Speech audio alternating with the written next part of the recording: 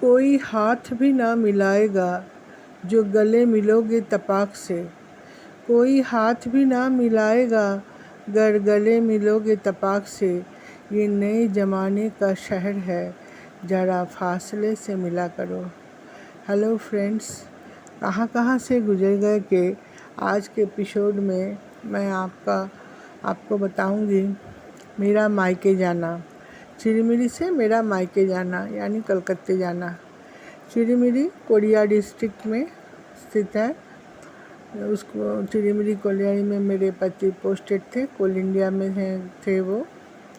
तो मैं चिरीमिरी गई हूँ 1990 या 91 में मैं चिरीमिरी गई हूँ। 90 में ही 90 एंड में चिरीमिरी में पहुँची हूँ।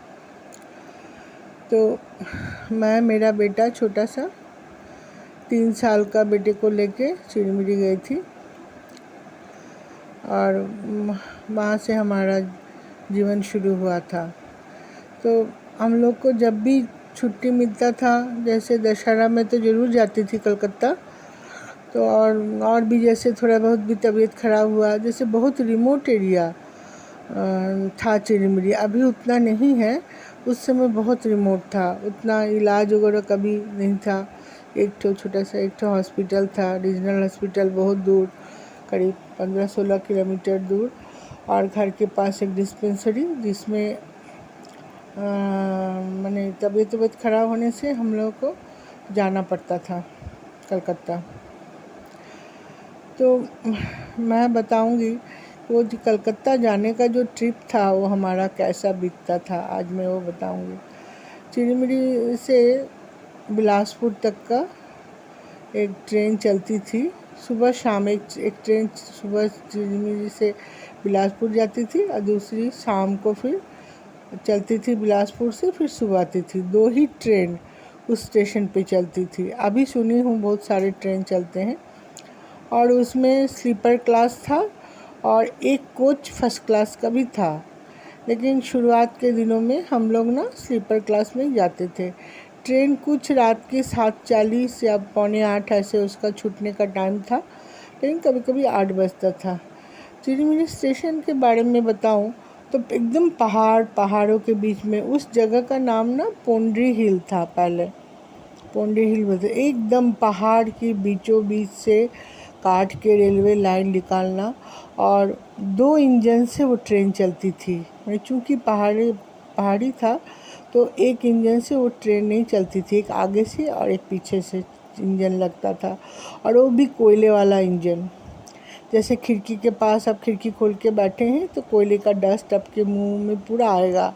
माने हम लोग जब उतरते थे ट्रेन से तो बाकायदा एकदम काले भूत होके ही उतरते थे, और खूब धूल लगा रहता था उस टाइप का। लेकिन फिर भी उस जर्नी में बहुत आनंद आता था। ऐसा कि चिरीमिरी स्टेशन में जब मैं पहुंचती थी, वो ऊपर से एकदम खड़ा गाड़ी ऐसे नीचे उतरता था जब तो जो स्टेशन जाने के लिए भी एक बहुत वो था हम लोग को। तब तो हम लोग के पास स्कूटर था, और वहाँ जाने का कोई गाड़ी या कोई वो सब नहीं था, तो प्राइवेट कुछ मिलता नहीं था। तो सरकारी गाड़ी जो थी, एक स्टेशन ट्रिप बोल के एक छोटा मिनी बस चला करता था। तो जीएम ऑफिस के गेट में जहाँ सिक्योरिटी गार्ड खड़े रहते हैं, वहाँ पे अगर नाम लिखा दिया जाए कि शाम को जाना है और कितने जन हैं, कितने पर्सन हैं, उस हिसाब से गाड़ी आपके घर के सामने बिल्कुल 5:30 पौने 6 बजे ही आ जाती थी लेने। तो हम लोग का मैंने कलकत्ता जाना एक बहुत ही खुशनुमा माहौल में हम जाते थे। बहुत ही अंदर खुशी, सच पूछी तो ऐसा कुछ बहुत ज़्यादा वैभव नहीं था उस समय, बहुत साधारण ही जीवन जीते थे। बेटा छोटा था, पति भी जूनियर ऑफिसर ही थे, लेकिन फिर भी वो जो जर्नी हम करते थे, वो फॉरेन टूर में लोग जाते होंगे उतने खुश होते होंगे कि नहीं, मुझे डाउट है। मेरे बहुत खुश होते थे हम लोग। जैसे स्टेशन पे उतर के बैठते थे, फिर एक गुप्ता जी का ना दुकान था किताबों का, बुक स्टॉल, जो कि वही गुप्ता जी छोटी जगह सबको पहचानते हैं। वही गुप्ता जी दिन में न्यूज़पेपर बांटते थे। उनका वो नहीं बांटते थे, उनके जो लड़के थे जो रखे होंगे वो लोग न्यूज़पेपर बांटने आते थे। इतना रिमोट एरिया, इतने साल पहले की बात मैं बोल रही हूँ 1991 की, लेकिन तब भी बंगाली न्यूज़पेपर जैसे आनंद बाज़ार, सानंदा, देश, ये सब मिलता था वहाँ। यानी वो कितने अच्छे से चलाते थे, सब कुछ मंगाते थे। चिड़िमिड़ी के बाद में सुहागपुर रही, यहाँ तक कि रायगढ़ एकदम मेन लाइन में था, वहाँ भी हमको आनंद बाज़ार नहीं मिला कहीं भी। तो गुप्ता जी हमको हमेशा याद आते थे। गुप्ता जी को हम लोग महीने में एक ही बार देखते थे, जब वो पैसा लेने आते थे, महीने का बिल लेने, तभी। तो लेकिन चिड़िमिड़ी स्टेशन पे उनका जो स्टॉल था उसमें वो मौजूद रहते थे। तो गुप्ता जी से एक आध मैगजीन खरीद के ट्रेन में चढ़े। फिर ट्रेन में चढ़ते ही थोड़ी देर बाद हम लोग घर से जो खाना लाए, अपना खाना खाए। वो ट्रेन का जो माहौल होता था, सभी एक दूसरे को पहचानते हैं, सब ऑफिशियली हैं, या तो कोई कुराशिया के हैं, कोई जीएम ऑफिस के हैं, कोई वेस्ट चिड़मिड़ी के हैं। जेंट्स लोग तो सभी को पहचानते थे। एकदम लगता था कोई घर से कोई जा रहा है। एक पूरा फैमिली चढ़ी है ट्रेन में, सबको जानते हैं, जो नहीं भी जानते हैं वो एक दूसरे से परिचय कर रहे हैं। फिर हम लोग खाना वाना खा के फिर सो जाते थे।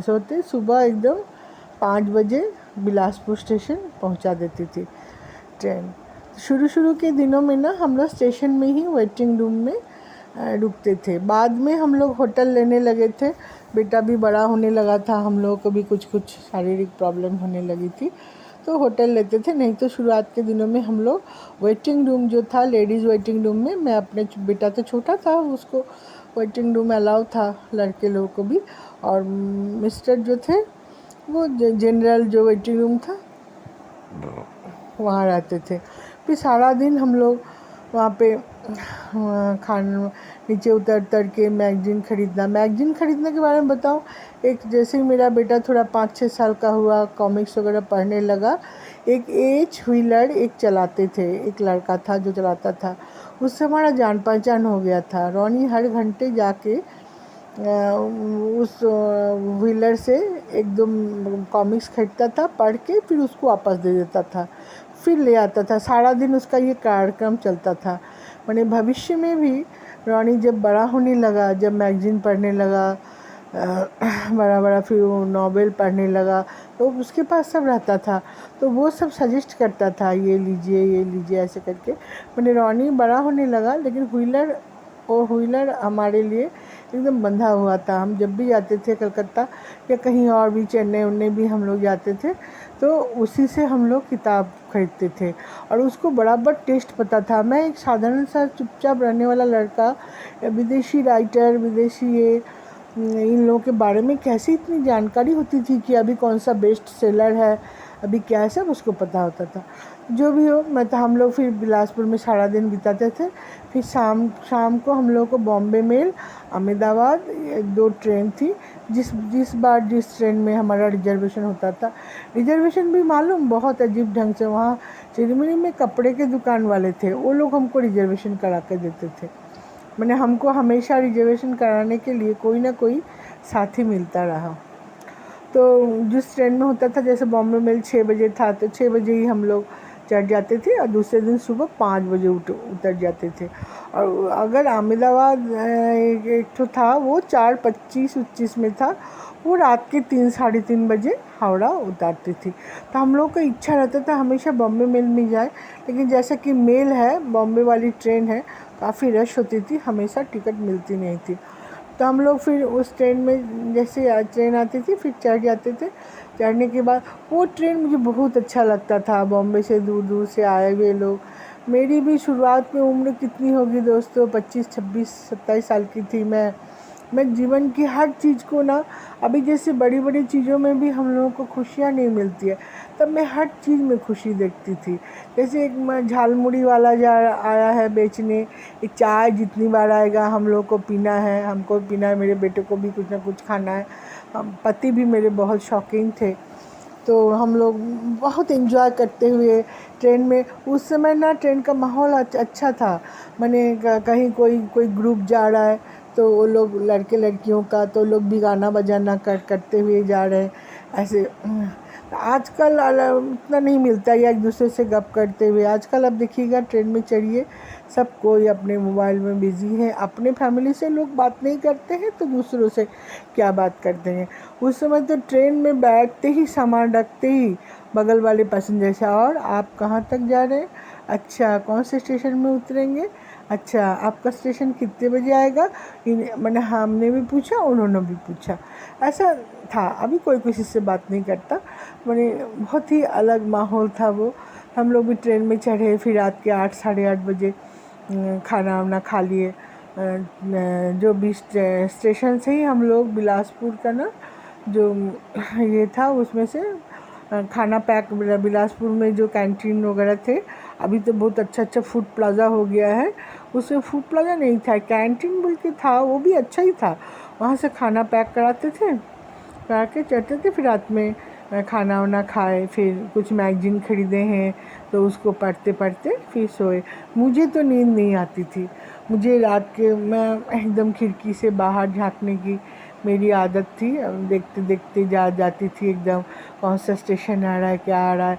और मायके जाने की इतनी ज़्यादा ललक और इतनी ज़्यादा मन में इतना एक्साइटमेंट रहता था कि मैं एकदम लगता था रात पलक झपकते बिता दूँ, ऐसे ऐसे मैं महसूस करती थी। फिर ऐसे करते करते मैं हर स्टेशन को, मैं आपको बताऊं, मैं जमशेदपुर के बाद से जितने भी स्टेशन, जमशेदपुर क्या, मैं बिलासपुर के बाद से भी सब स्टेशन मेरी मुँह जवानी याद थी। और जमशेदपुर के बाद, जबकि 4 घंटा लगता है, जमशेदपुर के बाद सीधा खड़गपुर आता है, उसके बाद से जितनी स्टेशन थी मुझे सब याद हो गई थी। मैं सब खिड़की से झाँक झाँक के देखती रहती थी एकदम। जैसे ही हावड़ा वाला वो दिखता था लाइटिंग वगैरह, एकदम खुश होके बैठ जाती थी। अगर अहमदाबाद में जा रहे हैं तो रात के 3:30 बजे उतार देगा, तो हम सब तो सोए रहते थे ट्रेन में। ट्रेन का एक चीज़ देखी हूँ, रात के 8:30 9 बजा कि सब कोई अपना सो गए, लाइट वाइट ऑफ कर दी। कुछ लोग, कुछ बिजनेसमैन, कुछ ये मैं पहले की बात बोल रही हूँ, अभी की नहीं। अभी तो सब लैपटॉप टैब में सब फिल्म देखते रहते हैं, मैं देखी हूँ।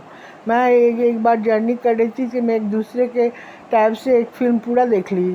वो देख रहा था, एक लड़का था यंग ही, और फिल्म देख रहा था, हमको लगता है सलमान खान का कोई फ़िल्म था, वो देख रहा था, चुलबुल पांडे जिसमें सलमान खान है, वो वाला फ़िल्म। तो वो मैं भी अपना, मेरा भी अच्छा टाइम पास हुआ, मैं भी देखती रही उस फ़िल्म को। तो उस समय क्या लोग, कुछ लोग बैठ के अच्छा गपशप करते करते रहते थे। एक आध बच्चे कोई अगर चढ़े हों ट्रेन में तो वो लोग रात में रोते थे तो शांति भंग होता था, नहीं तो ट्रेन का जर्नी बड़ा कूल था एकदम, कोई वो नहीं था। तब मैं अपने बारे में बता रही थी, फिर मैं जैसे सुबह सुबह सुबह 3:30 बजे उतरना रहता था, तो मैं ही सबको, पति को, बच्चे को, सबको जगाती थी। सब बैग खोलना, लॉक खोलना, ये सब करना, ये सब काम धीरे धीरे अब मेरा बेटा करने लगा है। अब मैं उतना कुछ कर नहीं पाती हूँ झुक के, तो वो जो काम जो मैं खुद सब बड़े चाव से करती थी, सब करके रेडी होके एकदम रहते थे। एकदम उतरने से पहले मैं अपना कंघी करती थी, थोड़ा सा पाउडर भी लगाती थी चेहरे में, थोड़ा वो करके मुँह धो के, ब्रश वश करके मुँह धो के, पाउडर क्रीम, जैसा मौसम है सब तैयार होके फिर हम लोग हावड़ा उतरते थे। उतरने के बाद हमारा लोकल ट्रेन में हमको उत्तरपाड़ा जाना होता था, मेरा मायका उत्तरपाड़ा है, तो उत्तरपाड़ा जाने के लिए फ़र्स्ट ट्रेन जो लोकल वो 4:10 पे निकलती थी। तो 4:10 वाली ट्रेन में थोड़ा सा खाली खाली रहता था, तो बड़ा शहर कलकत्ता शहर मेट्रो सिटी समझ ही रहे, लोग डरते हैं कोई चोरी चकारी ये सब ना हो जाए। तो हम लोग थोड़ा 4:30 बजे वाला ट्रेन, जिसमें न्यूज़पेपर वाले, सब्जी वाले जो लोग चढ़ते हैं, और वो लोग जिस कंपार्टमेंट में चढ़ते थे ना, हम लोग भी उसी में चढ़ते थे, ताकि थोड़ा भीड़ भाड़ रहे। लोग तो जनरली खाली देखते हैं कि आराम से जाएंगे, लेकिन सुबह का कुछ अलग ही हिसाब किताब रहता था। फिर जाते हैं उसमें चढ़ते थे, फिर 15 से 16 मिनट में हमारा उत्तरपाड़ा आ जाता था। फिर उत्तरपाड़ा में उतर के फिर अपने हम कभी कभी तो पैदल भी, घर पास में ही है, लेकिन सामान अगर लगेज ज़्यादा 2-3 हैं, तो फिर हम लोग रिक्शा से अपने घर पहुंचते थे। घर पहुंचते बेल बजाते ही, जैसे माँ थे, पिताजी थे, शुरुआत के दिनों में तो पिताजी भी थे, तो भाई बहन, बहुत खुशी होती थी। एकदम सबको देख के लगता था एक दूसरी दुनिया से मैं दूसरी दुनिया में आ गई हूँ। ये सब खुशी बहुत बार मुझे नहीं मिलता था। साल में मैं करीब 1 ही बार गई हूँ, कभी कभार ही शायद 2 बार गई हूँ साल में कलकत्ता।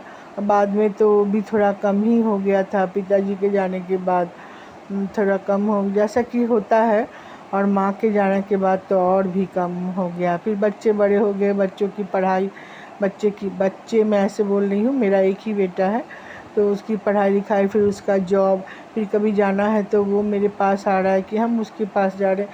जैसा होता है मायके जो फर्स्ट प्रायोरिटी थी उस लिस्ट से मायके हटता गया।